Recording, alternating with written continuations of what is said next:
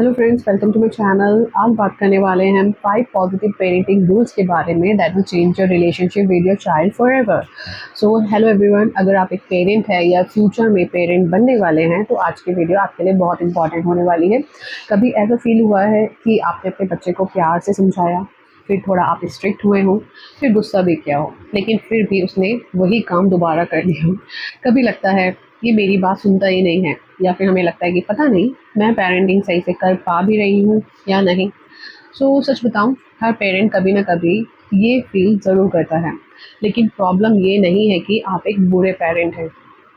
Problem सिर्फ इतनी सी है कि हमें पेरेंटिंग कभी सिखाई ही नहीं होती। स्कूल में सब पढ़ लिया, मैथ्स पढ़ ली, साइंस सब पढ़ा, लेकिन एक बच्चे को इमोशनली कैसे समझाना है ये किसी ने कभी बताया ही नहीं, कभी हमने ये सीखा ही नहीं।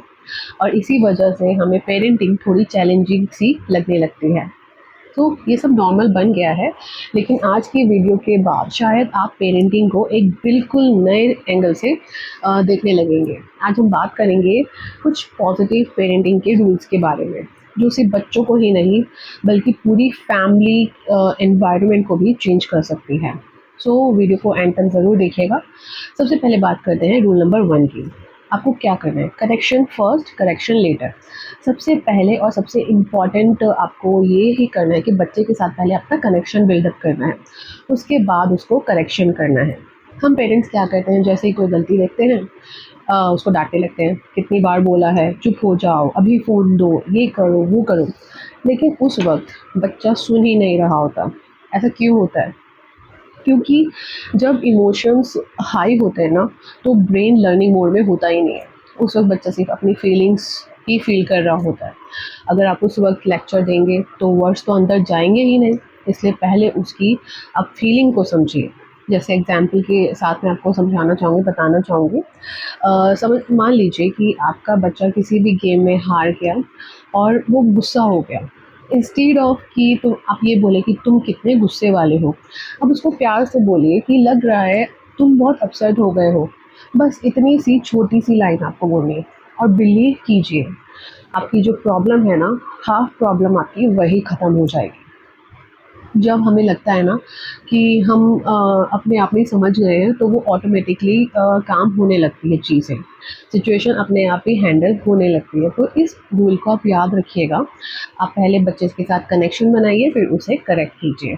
एंड नंबर 2, रूल नंबर आपका जो आपको फॉलो करना है, 80-20 रूल आप फॉलो कीजिए, जिसमें मैं आपको बताना चाहती हूँ कि बहुत सारे पेरेंट्स सिर्फ तब नोटिस करते हैं जब बच्चा बहुत गलती करता है। होमवर्क नहीं किया तो डांट दिया, रूम मैसी है तो डांट दिया, टीवी ज़्यादा देखा तो डांट दिया, हर बात पे डांट। लेकिन जब उसने क्वाइटली अपने आप होमवर्क किया तब साइलेंस हो जाते हैं। यही सबसे बड़ी मिस्टेक है।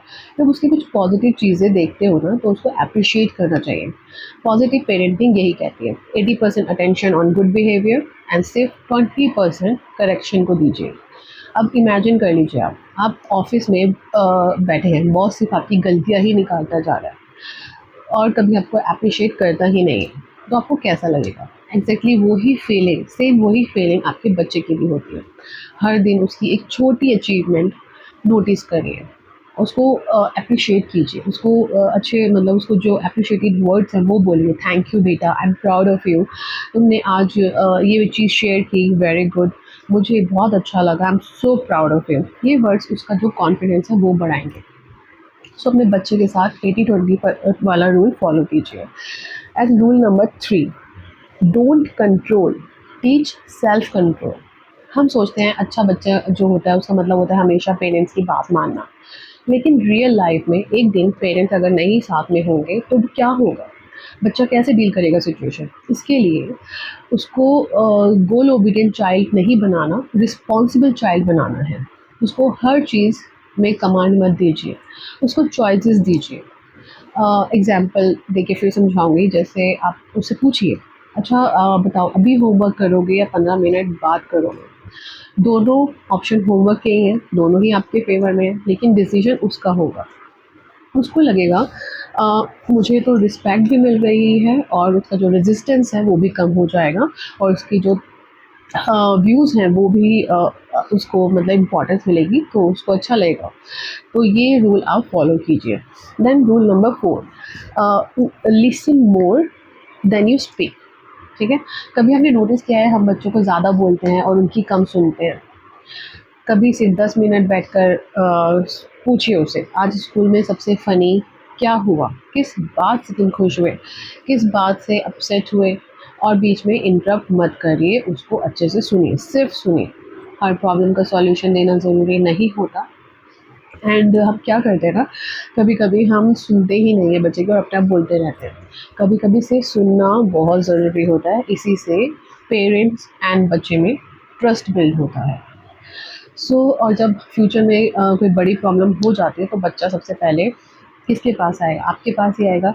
लेकिन अगर कभी आपके पास ना हुए तो उसको वो चीज़, वो सिचुएशन हैंडल करनी आनी चाहिए। तो ये रूल आप ज़रूर फॉलो कीजिए। देन नेक्स्ट रूल मैं आपको बताना चाहूँगी, आप एक एग्जाम्पल सेट कीजिए, बी द एग्जाम्पल।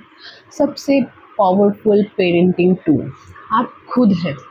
अगर आप रिस्पेक्ट से बात करते हैं, बच्चा भी वही सीखेगा। अगर आप फ़ोन साइड में रखकर फैमिली के साथ टाइम स्पेंड करते हैं, तो वो भी वही करेगा। अगर आप हार मान जाते हैं छोटी-छोटी बातों में, तो वो भी वही सीखेगा। एंड अगर आप हमेशा चिल्लाते रहते हैं, वो भी वैसे ही चिल्लाएगा। बच्चे क्या करते हैं, कॉपी करते हैं मोर देन दे लिसन। अगर आप चाहते हैं कि बच्चा काम हो, तो पहले खुद काम बैठिए। अगर ऑनेस्टी चाहते हैं बच्चे से, तो पहले खुद ऑनेस्ट बनिए। ये सारी चीज़ें आपको फॉलो करनी बहुत ज़रूरी है। जो पेरेंटिंग होती है ना, वो वर्ड से नहीं आती, डेली के एक्शन से आती है। आप इन चीज़ों का ज़रूर ध्यान रखिए। एंड बोनस मैं आपको बताना चाहूँगी, नेक्स्ट आपको जो फॉलो करनी है चीज़, टेंट्रम के टाइम क्या करना चाहिए। बच्चा जब बहुत सारी टेंट्रम सिखाता है, उस टाइम पे आप क्या करें? सबसे पहले खुद काम रहिए, क्योंकि अगर आप भी गुस्सा हो जाएंगे ना, तो 2 ब्रेन्स जो होंगे ना, वो कभी प्रॉब्लम सॉल्व कर ही नहीं पाएंगे। एक तो बच्चा वैसे ही टेंट्रम दिखा रहा है, और अगर आप भी गुस्सा हो जाएंगे तो चीज़ें और क्योटिक हो जाएँगी, इसलिए आपको काम रहना बहुत ज़रूरी है। उसकी सेफ्टी इंश्योर करिए, उसकी फीलिंग्स को एक्नॉलेज कीजिए। उसको आप ये सब बोल सकते हैं, पता है तुम बहुत अपसेट हो, जब वो काम हो जाए तब बात करिए। क्योंकि पनिशमेंट से ज़्यादा ना लर्निंग बहुत इम्पॉर्टेंट होती है।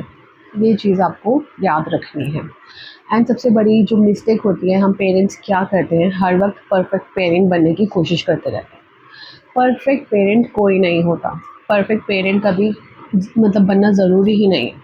गुड पेरेंट ही एनफ होता है। आप एक अच्छे माता-पिता हैं, वो काफ़ी है। गलती सबसे होती है। अगर कभी आपसे बच्चा गुस्सा हो भी गया है, तो बाद में सॉरी बोल दीजिए। बिलीव मी, आपका सॉरी बच्चे को रिस्पेक्ट और ह्यूमैनिटी दोनों सिखाता है।